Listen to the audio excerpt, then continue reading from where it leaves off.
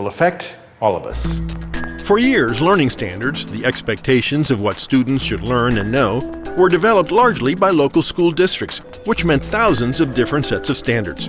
But in the late 80s, a movement began to improve learning standards, and states took on the task.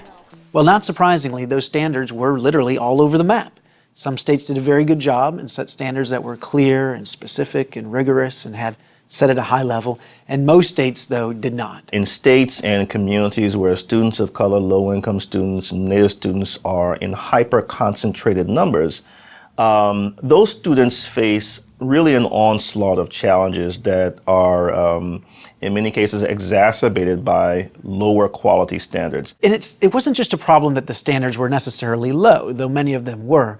It was also that they were just so vague and confusing. You would have a table of folks who were writing the standards about geometry, and a different table of folks who were writing the standards about algebra, and a different table of folks who were writing the standards about number and operation, and they all elaborated those subjects to their heart's content, and then everything was stapled together, and that was made the standards, without thinking carefully about whether this resulting body of knowledge was teachable in a year.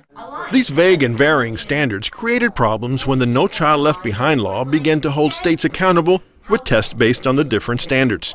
And despite all the reforms, American test scores continue to lag behind much of the rest of the world, especially in math and science. If we want to win the future, if we want innovation to produce jobs in America and not overseas, and we also have to win the race to educate our kids. As President Obama said in his State of the Union address, we're in a global competition for jobs. This is serious. Countries that outperform us educationally are much better positioned to outcompete us economically. A coalition led by the National Governors Association and the Council of Chief State School Officers launched an effort to come up with one set of learning standards for all states.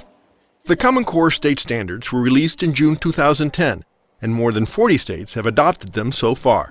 They'll go fully into effect in 2014, when new state assessments are expected to be introduced.